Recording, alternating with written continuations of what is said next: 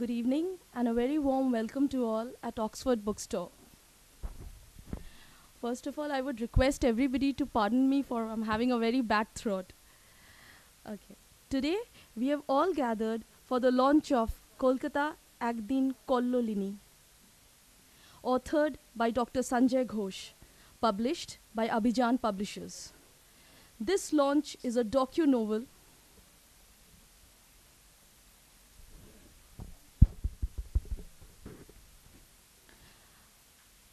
This book is a docu-novel written in unique and experimental style, which denotes a sharp post-mortem to Kolkata. Utilizing the knife of magic history, the dissection made in this novel reveals pain and agony of the city in its every line. The city itself is the protagonist of the novel, in which different incidents of primitive, middle, and recent Kolkata have been happening intermingled with each other, as if similar circumstances have been occurring repeatedly over the 300 years canvas of Kolkata. Some truth, some dichotomies of the city are emerging out of these. Tonight, the event will be inaugurated by renowned author Sri Srishendu Mukhopadhyay. Our chief guest for the evening is eminent author Srimati Bani Basu, and Sri Ravi Shankar Bal is the special guest. Eminent dancer and elocutionist Srimati Madhubani Chattopadhyay will be narrating tonight. Today's evening will be curated by renowned actor Sri Debottam Majumdar. So without further delay, I would hand over the mic to Sri Debottam. Over to you, sir.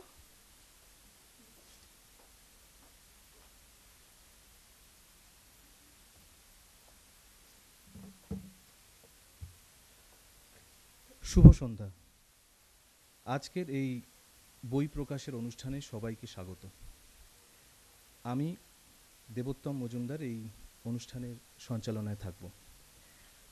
আজকে আমাদের সঙ্গে যারা আছেন এখানে আলাপ করিয়ে দিই।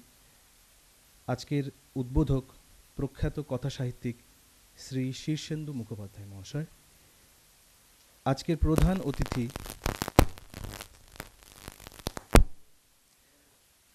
প্রধান অতিথি প্রখ্যাত কথাসাহিত্যিক শ্রীমতী বাণী বসু।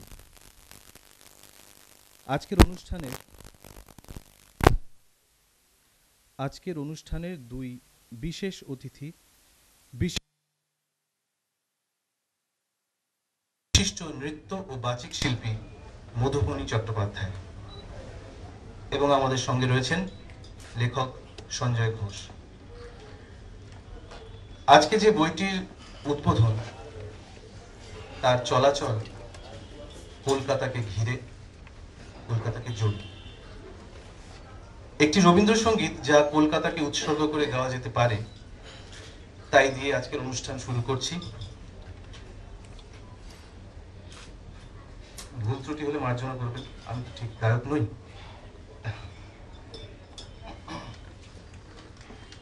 অন্ধকারের উৎস হতে উৎসারিত আলো, সেই তো তোমার আলো।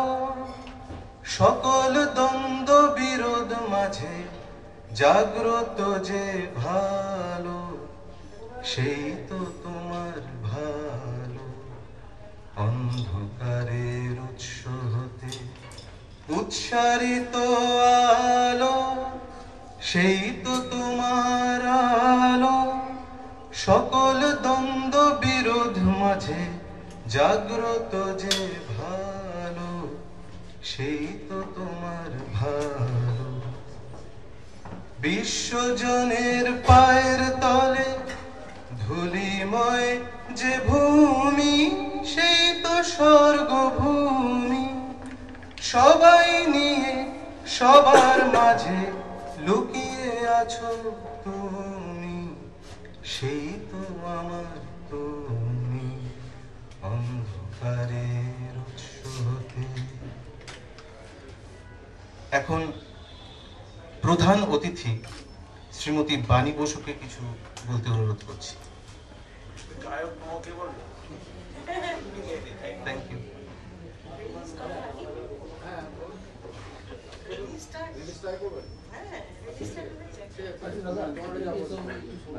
তাহলে উদ্বোধক শ্রী শীর্ষেন্দু মুখোপাধ্যায় মহাশয়কে বইটি উদ্বোধন করতে আহ্বান জানাচ্ছি। ডুববেন না।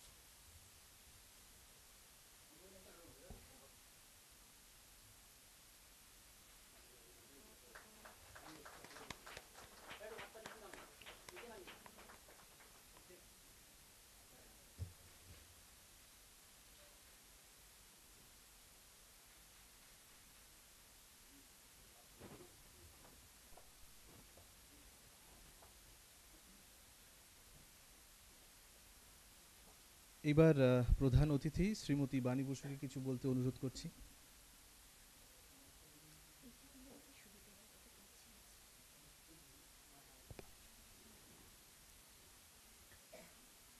এই আজকে যে বইটি উদ্বোধন হচ্ছে এর প্রধান চাম যাকে বলে সেটা হচ্ছে এর উৎসর্গ। কলকাতাকে যাকে ছাড়বো না বলে অনেক কিছুকে ছেড়েছি। এই এত সুন্দর উৎসর্গপত্র আর এরকম আমাদের মনের কথা বলা উৎসর্গপত্র কিন্তু আমি আর দেখিনি। তো এইখান থেকে কিন্তু বইটা জমে যায় যে সেই কলকাতা যাকে বিভিন্ন যুগের মধ্যে দিয়ে নানান রকম বাদ বিবাদ, নানান রকম কি বলবো নামকরণের মধ্যে দিয়ে আসতে হচ্ছে, এখনো হচ্ছে, সেই কলকাতাকে ইনি ছাড়তে চান না। কলকাতার যে অন্তর্নিহিত একটা স্পিরিটের কথা আমরা শুনি, এটা প্রায় মিথিক্যাল হয়ে গেছে। তো সেই স্পিরিটের একটা সেলিব্রেশন হচ্ছে যেন এই বই। তো এটা আমি বেশ আগ্রহের সঙ্গে পড়তে শুরু করেছিলাম এবং ওই দুটো মাত্র রিডিংয়ে শেষ করে ফেলেছি। যদিও প্রথমটা একটু অসুবিধে হচ্ছিল কারণ আমি খুব ভালো করে ইন্ট্রোডাকশনটা পড়ে নিইনি। তো যাই হোক, তার ফলে আমার বিস্ময়টা আরও জমাট হলো। খুব ভালো লেগেছে এই বইটি এই অর্থে যে এটি কিন্তু একটা সিরিয়াস কাজ। এই যে ডকিউ নভেল, এই ডকিউ নভেল খুব একটা যে তার চলিত হয়েছে, ব্যাপারটা প্রচলন হয়েছে তা তো নয়।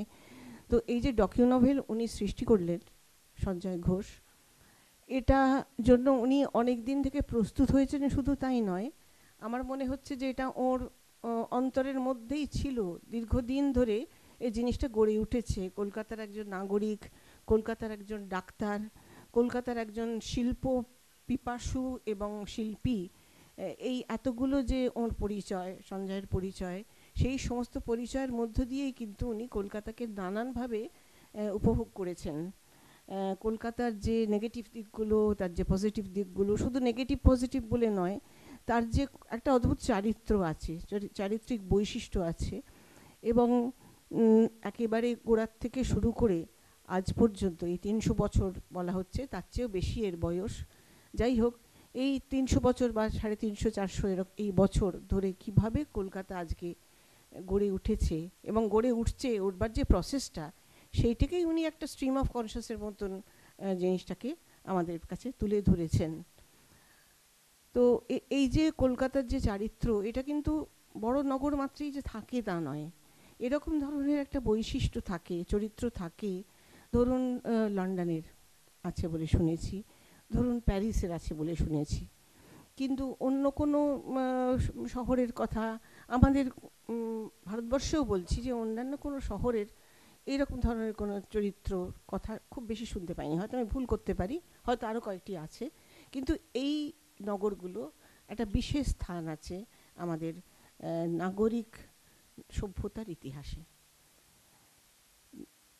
লন্ডন ওইভাবে সেই প্লেগের মধ্যে দিয়ে, তারপরে বিশাল অগ্নিকাণ্ড, তার মধ্যে দিয়ে আবার নতুন করে নিজেকে গড়ে তুলেছে।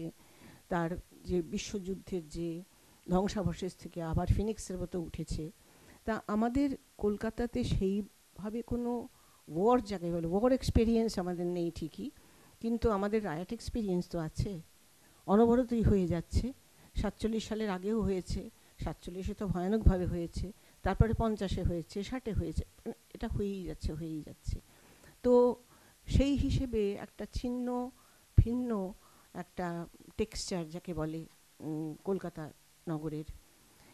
তা সত্ত্বেও সেই নগরের মধ্যে কিন্তু কতগুলো প্যারালাল স্রোত, সমান্তরাল স্রোত কিন্তু সবসময় বেঁচে রয়েছে। সাহিত্যিক যারা, তারা সাহিত্য করছেন, চিত্রকর বা ভাস্কর যারা, তারা কিন্তু তাদের কাজগুলো মন দিয়ে করে যাচ্ছেন। সবসময় যে তারা একেবারেই যা চতুর্দিকে ঘটছে সে সম্পর্কে তাদের কোনো সচেতনতা নেই তা আমরা বলতে পারবো না, কিন্তু তাদের কাজটা তারা কিন্তু 16 আনা নিষ্ঠার সঙ্গে করে যাচ্ছেন। সেই রকমভাবেই কবিরা কবিতা লিখছেন এবং কবিতা নিয়ে তারা নানা রকম পাগলামিও করছেন, সে কথা এখানে ধরা আছে। তো এই যে, এবং নানা রকম প্রফেশনাল পিপল, যেমন ডাক্তার, যেমন উকিল, এরা প্রত্যেকে নিজস্ব কাজ করে যাচ্ছেন এবং কলকাতার যে একটা একটা সিম্ফনি, কলকাতা যেটা একটা সিম্ফনি, তার মধ্যে নিজস্ব সুরটা যোগ করছেন। এবং সেই যোগ করার ফলে কলকাতার যে একটা বহুস্তরীয় একটা পার্সোনালিটি, একটা ব্যক্তিত্ব, সেটা তৈরি হয়েছে। সেই জিনিসটাকেই আজকে সঞ্জয় খুব সুন্দরভাবে তুলে ধরেছেন। এর যে নিষ্ঠা, এর মধ্যে যে শিল্পবোধ, রুচিবোধ এবং একটা সর্বব্যাপী যাকে বলে শিল্প, সাহিত্য, সংস্কৃতি, রাজনৈতিক জীবন, সমস্ত বিষয়ে যে একটা অ্যাওয়ারনেস, যেটা কলকাতার মানুষেরও কিন্তু একটা চারিত্র এটি। যে আমরা যে যাই করি, আমরা কিন্তু ভেতরে ভেতরে রাজনীতি সম্পর্কে খুব সচেতন, সংস্কৃতি সম্পর্কেও সচেতন কলকাতাবাসী যারা। তা তাদের যেন উনি প্রতিনিধি, সঞ্জয় তাদের প্রতিনিধি হয়ে কিন্তু একদম নিজস্ব ধরনে এই ডকিউ নভেলটি লিখেছেন। আমি এটা মনে করি যে এটা গবেষণার কাজে লাগবে। এটা একটা খুব গুরুত্বপূর্ণ সংযোজন হলো সাহিত্যে। একটা কারণ হলো যে এটা একটা নতুন ধরনের লেখা। দ্বিতীয় হলো যে এটার মধ্যে অনেক রকমের তথ্য আছে এবং তথ্যের বিশ্লেষণ আছে, ছোট্ট করে বিশ্লেষণ আছে, কিন্তু অমোঘ বিশ্লেষণগুলো। সেই বিশ্লেষণগুলো কিন্তু ভবিষ্যতের বা এখনও যারা কাজ করছেন তাদের কাজে লাগবে। এটি একটি অত্যন্ত গুরুত্বপূর্ণ বই, এটা আমার মনে হয়েছে। নমস্কার। এখন শ্রী রবিশঙ্কর বলকে বইটি সম্পর্কে কিছু বলতে অনুরোধ জানাচ্ছি।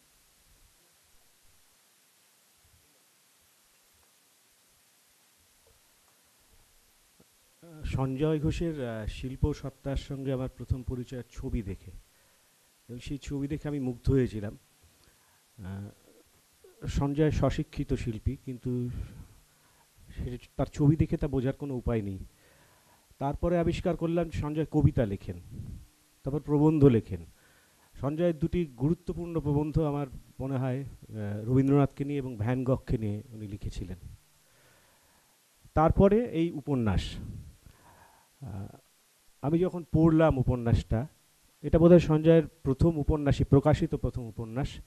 এর আগে তিনি গল্প লিখেছেন কিনা বা আরও উপন্যাস মকসু করেছেন কিনা আমার জানা নেই, কিন্তু এই প্রথম উপন্যাসটি পড়ে আমি স্তম্ভিত হয়ে গেছি।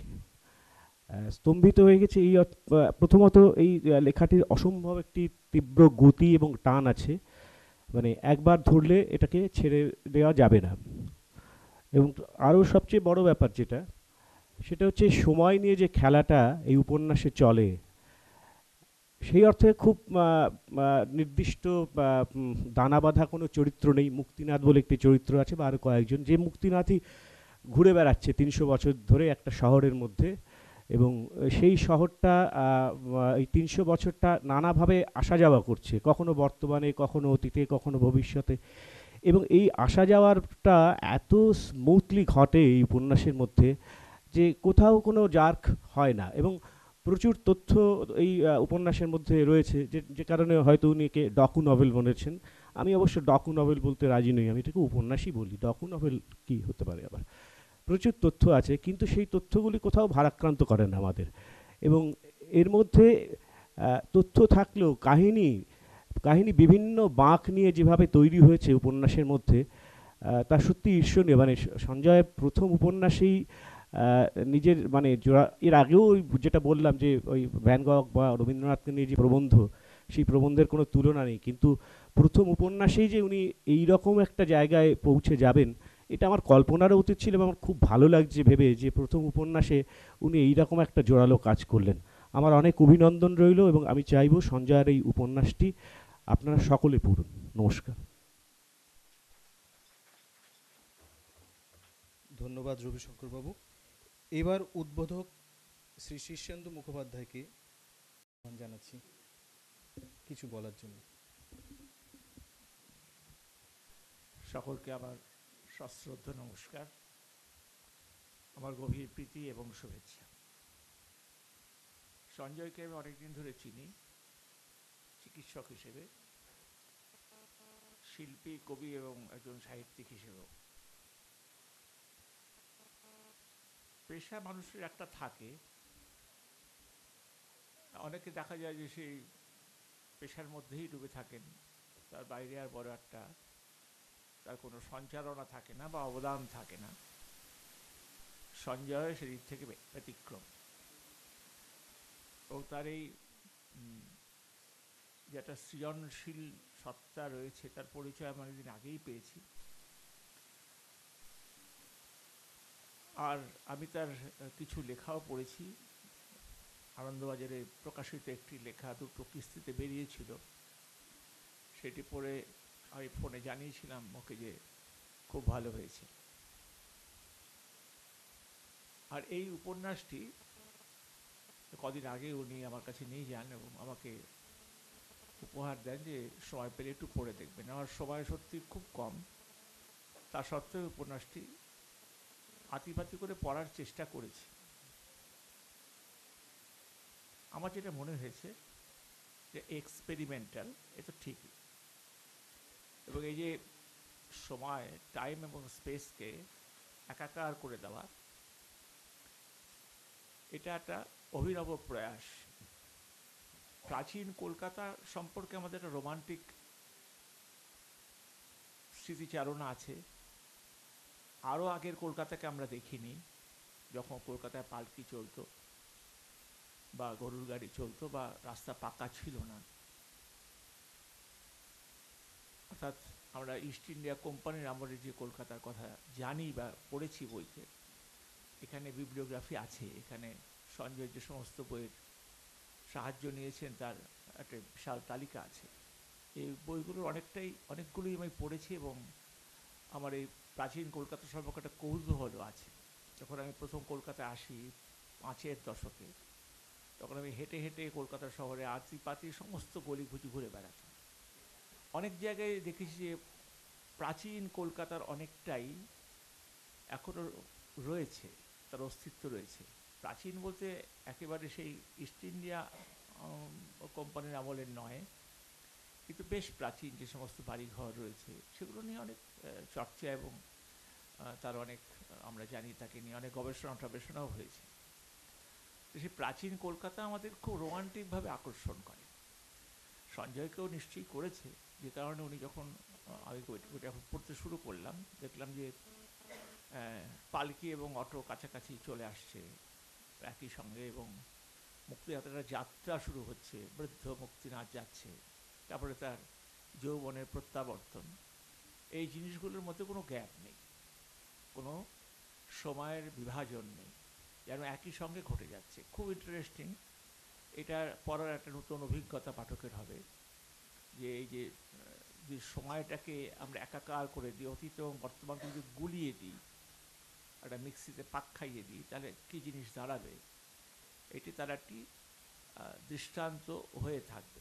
হয়তো ভবিষ্যতে এটা একটা পথপ্রদর্শকের কাজ করবে, অনেক লেখক হয়তো এভাবে লিখতে উদ্বুদ্ধ হবেন।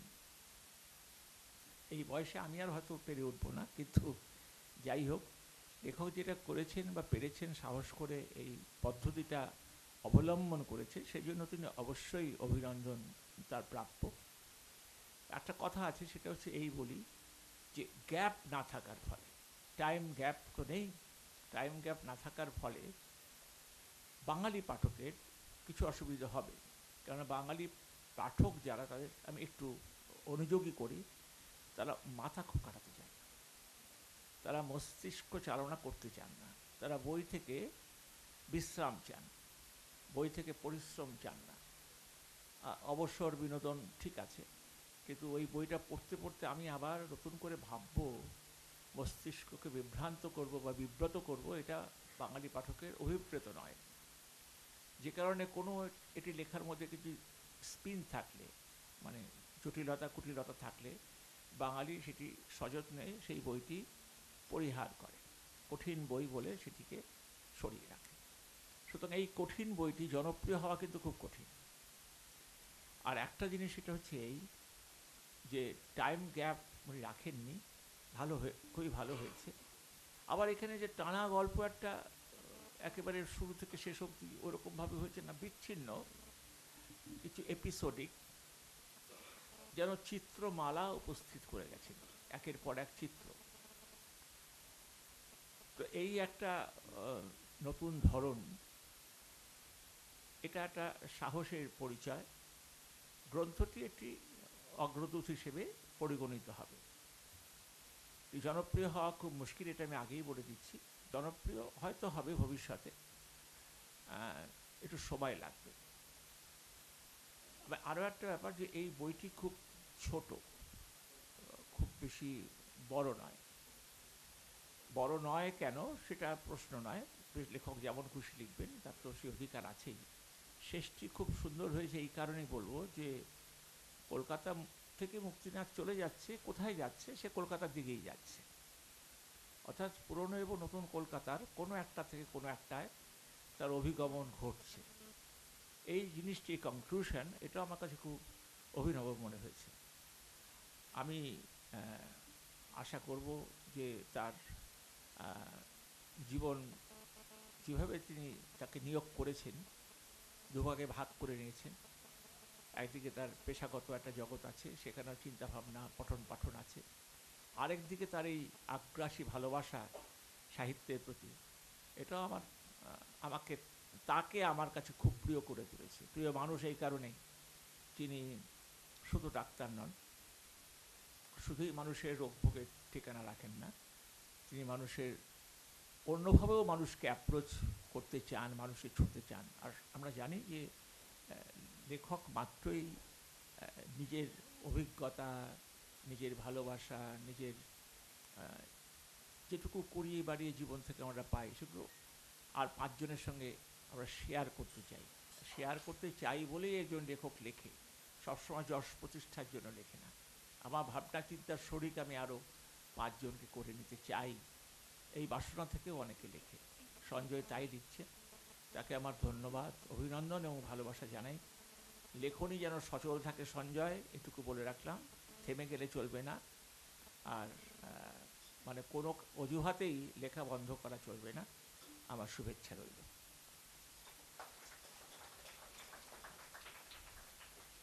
ধন্যবাদ শীর্ষেন্দুবাবু। এবার বইটি থেকে অল্প কিছু অংশ পাঠ করবেন মধুবনী চট্টোপাধ্যায়।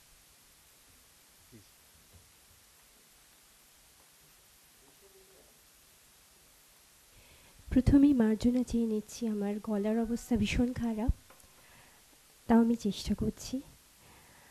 আর একটি কথা না বলেই নয় যে ডক্টর ঘোষের কাছে প্রথম আসা আমার বয়ঃসন্ধিকালে ওনার পেশেন্ট হিসেবে, কিন্তু পরবর্তী ক্ষেত্রে ওনার শিল্পী সত্তা আমাকে এমনই মুগ্ধ করেছে, ওনার ছবি, ওনার লেখা, ওনার ভাবনা এবং শিল্পের প্রতি ওনার প্রেম, যে ওনাকে দেখে অনেক কিছু শিখছি যে কিভাবে একটি পেশাতে এইভাবে যুক্ত থাকা সত্ত্বেও নিজের ভালো লাগাকে পরিপূর্ণভাবে নিতে হয় এবং জীবনযাপনের মধ্যে তাকে রেখে সুন্দরভাবে বাঁচতে হয়। আপনার কাছে আমি কৃতজ্ঞ এবং আজকে আমাকে এই সুযোগটি দেওয়ার জন্যে আপনার এই অসাধারণ লেখনী তাকে সবার সামনে পাঠ করার এই সুযোগ। লেখাটি পড়তে পড়তে আমার মনে হয়েছে আমি একটা অ্যাবস্ট্র্যাক্ট পেইন্টিং দেখছি।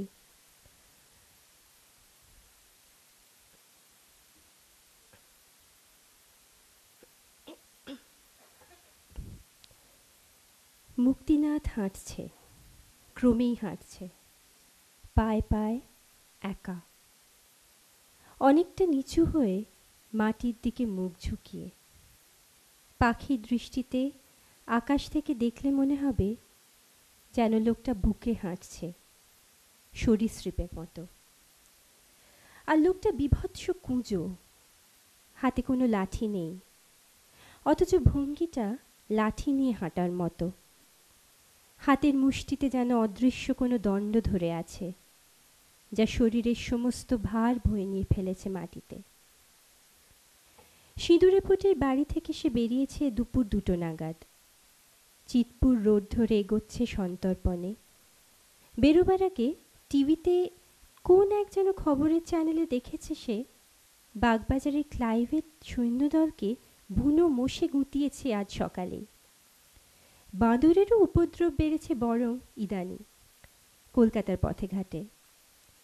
দোকানপাট, মল, লোকজনের সংখ্যাও দ্রুত বাড়ছে চিতপুর রোডের কিছু কিছু এলাকায়।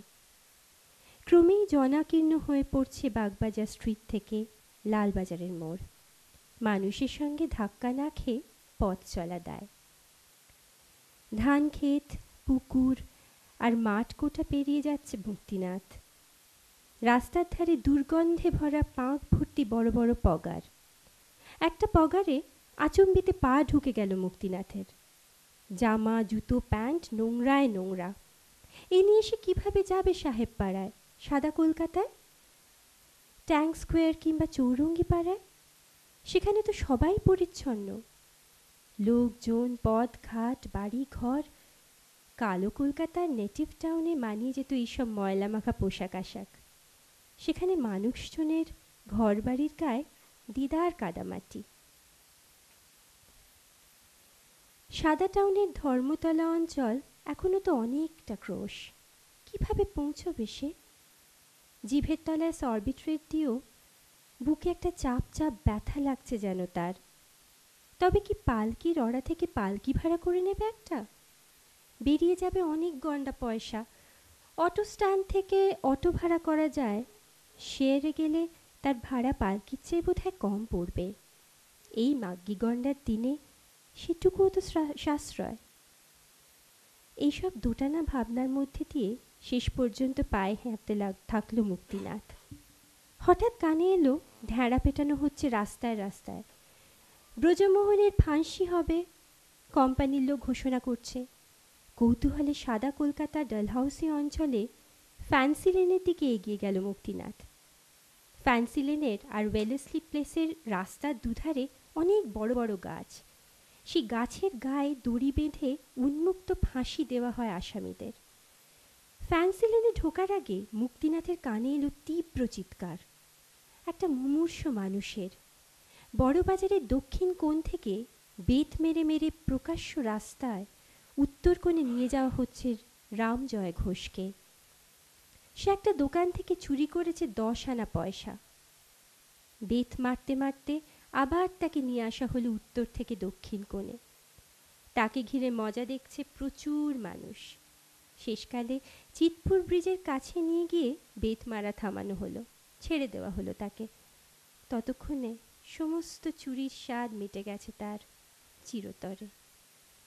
ফ্যান্সি লেনে একটা গাছের চারপাশে লোকে লোকারণ্য। সেই গাছের ডাল থেকে ঝুলিয়ে দেওয়া হয়েছে ব্রজমোহনকে ফাঁসির দড়িতে। ব্রজমোহন খুব একটা বড় অপরাধ করেছিল। একটা ঘড়ি চুরি করেছিল, মহামূল্যবান ঘড়ি, দাম 25 টাকা। মুক্তিনাথের সাদা কলকাতায় যাবার আজ মূল লক্ষ্য ছিল সেখানে গ্যাসের আলো জ্বলা দেখা। কলকাতায় প্রথম এলো গ্যাসের আলো। চৌরঙ্গি পাড়ায় ট্যাঙ্ক স্কোয়ারের রাস্তায় রাস্তায় সে আলো লাগিয়ে দেওয়া হয়েছে কয়েকদিন আগে। টিভি চ্যানেলে দেখিয়েছে কাল সন্ধে, সেই কৌতূহলে মুক্তিনাজ আজ বিকেলে পায়ে পায়ে সাদা কলকাতার দিকে। তরুণকে নিয়ে মুক্তিনাথ চলল চৌরঙ্গীর পাড়ায় নতুন আসা গ্যাসের আলো দেখতে।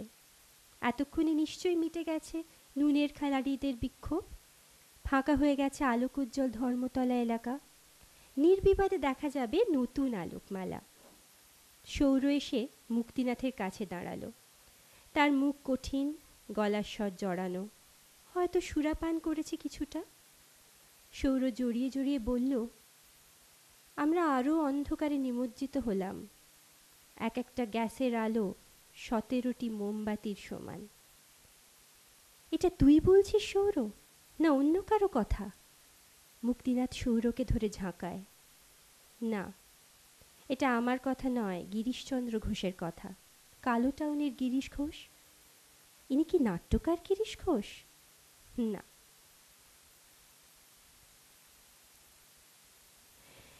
মন্দিরের কাছে পৌঁছে ওরা বিস্ময় বিমূঢ়, ওদের মুখের থেকে কথা সরছে না।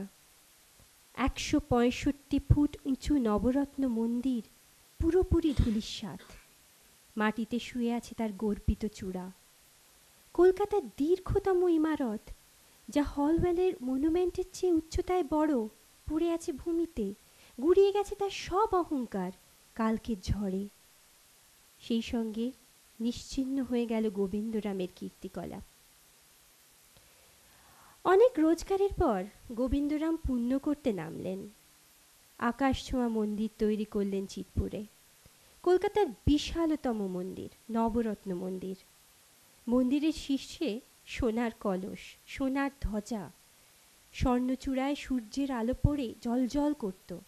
দূর থেকে নেটিভ মানুষ বড় বড় চোখে তাকিয়ে থাকত সেই দিকে। গোবিন্দরামের মনে এই আশা সর্বদা ঘুরপাক খেত, ভবিষ্যতের কলকাতার মানুষ তাকে মনে রাখবে সারা জীবন এই নবরত্ন মন্দির দেখে। শুধু পয়সা অর্জনের শ্রেষ্ঠত্ব নয়, অমর হয়ে থাকবে গোবিন্দরাম, তার কীর্তি উজ্জ্বল হয়ে থাকবে ওই দীর্ঘ গম্বুজের মধ্য দিয়ে, তার অহংকার ফেটে বেরোবে ওই স্বর্ণ আভায়, কলকাতাবাসী বা বা করবে। সেই গোবিন্দরাম আজ ধরাশায়ী, চিৎপুরের রাস্তায় গড়াগড়ি খাচ্ছে তার অভিলাষ, তার উচ্চাসা। কালকে ঝড়টা কি কালো মানুষদের বিদ্রোহ, দাস বিদ্রোহের মতো ছিল, নাকি ওই ঝড়টা নকশাল ছিল? উত্তম টুকরো টুকরো হওয়া নবরত্ন মন্দিরের চূড়ার উপর এক পা তুলে প্রশ্ন করল, তরুণকে? পাপ জমতে জমতে মাল্টি স্টোরিড হয়, মল হয়, ঢাউস মন্দির হয়। একসময় ইট, পাথর, লোহা, কাঠ, এইসব জড় পদার্থরা এই পাপের চাপটা আর বইতে পারে না, তারাও বিদ্রোহ করে। বাইরে ধেয়ে আসা ঝড়কে সাথী করে তারা মরণ ঝাঁপ দেয় নিরুদ্দেশ্যে একদিন। তরুণ যেন অন্য গ্রহের মানুষের মতো এই বাক্যগুলো বলে যায়, এক বিশ্বাসে, কোনো এক ঘোরের মধ্য দিয়ে।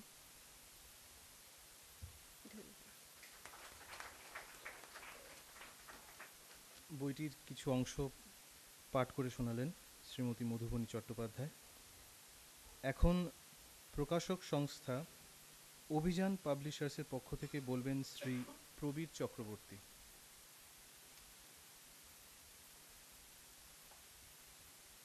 নমস্কার, শুভ সন্ধ্যা। উপস্থিত সকলকে অভিযান পাবলিশার্সের পক্ষ থেকে আন্তরিক অভিনন্দন, প্রীতি, শুভেচ্ছা এবং ভালোবাসা। বইটির কথা আর বোধহয় আমাকে কিছু বলে দিয়ে পরিচয় করানোর দরকার নেই, কেননা আজকে এই সন্ধ্যায় আমরা আমাদের মধ্যে পেয়েছি রবিশঙ্কর বল, বাণী বসু, শীর্ষেন্দু মুখোপাধ্যায়ের মতন স্বনামধন্য সব ব্যক্তিদের। তারাই অনেকটা পরিচয় আপনাদের করিয়ে দিয়েছেন।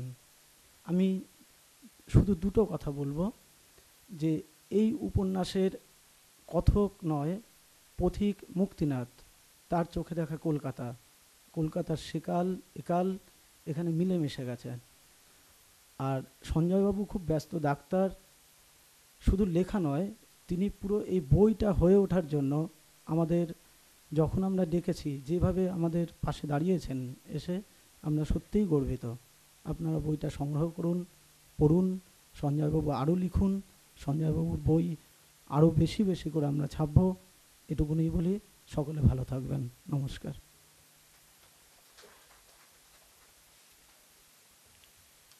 এইবার মঞ্চে ডেকে নেব সঞ্জয় ঘোষকে, উনি ধন্যবাদ জানাবেন।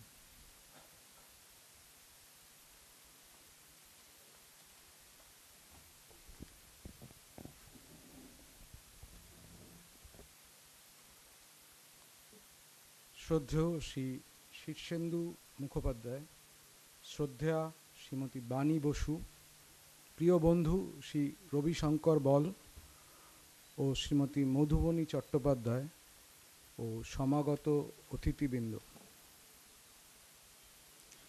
কলকাতাকে নিয়ে না লিখে আমার কোনো উপায় ছিল না।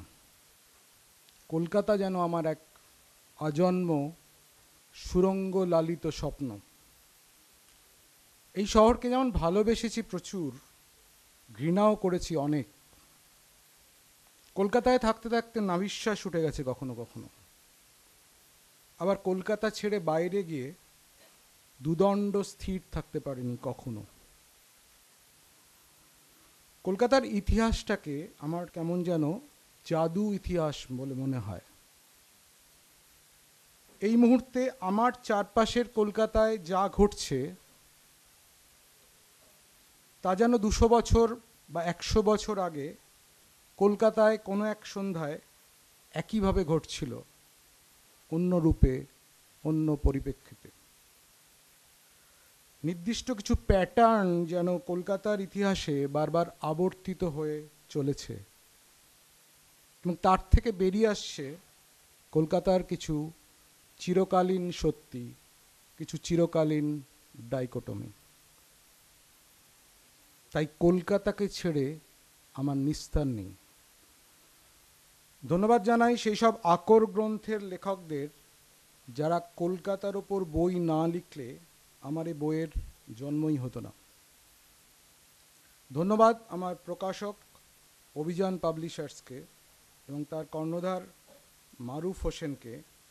এদের ঐকান্তিক সহযোগিতা ছাড়া এ বই দিনের আলোর মুখ দেখত না। ধন্যবাদ জানাই শ্রদ্ধেয় লেখক শীর্ষেন্দু মুখোপাধ্যায়, শ্রদ্ধেয়া লেখিকা বাণী বসু, প্রিয় লেখক ও বন্ধু রবিশঙ্কর বল ও প্রিয় নৃত্য বাচিক শিল্পী মধুবনী চট্টোপাধ্যায়কে তাদের অমূল্য সময় বাঁচিয়ে এই অনুষ্ঠানে উপস্থিত থাকার জন্য। ধন্যবাদ প্রিয় বন্ধু বিশিষ্ট অভিনেতা দেবোত্তম মজুমদারকে, যিনি তার ব্যস্ততম শিডিউল ছেড়ে আজকের অনুষ্ঠানে সঞ্চালনা করতে রাজি হয়েছেন। ধন্যবাদ আপনাদের সকলকে আপনাদের মূল্যবান সময় নষ্ট করে এখানে আসার জন্য। ধন্যবাদ মিডিয়ার সব বন্ধুদের যারা এই অনুষ্ঠানে সক্রিয় অংশগ্রহণ করছেন। ধন্যবাদ ও কৃতজ্ঞতা জানাই অক্সফোর্ড বুক স্টোরের কর্তৃপক্ষ ও বিশেষত সিনিয়র পিআরও নীলাঞ্জনা দেকে তাদের আন্তরিক সহযোগিতার জন্য।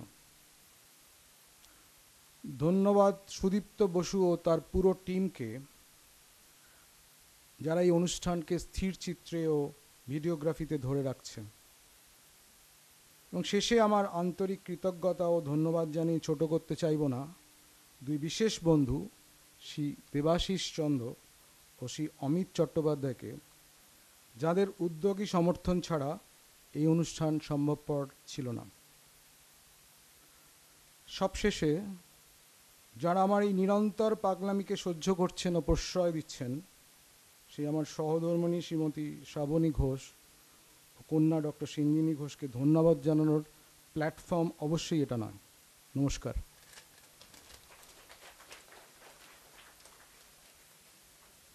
আজকের অনুষ্ঠানের এইখানেই সমাপ্তি এবং আমার তরফ থেকে সঞ্জয় ঘোষ মহাশয়কে আমার অন্তরের শুভেচ্ছা, অভিনন্দন। এই বইটি সবাই পড়ুন। আর এক্ষুনি চলে যাবেন না, এখানে একটু চায়ের বন্দোবস্ত আছে, প্লিজ অ্যাটেন্ড করে নিন। Thank you.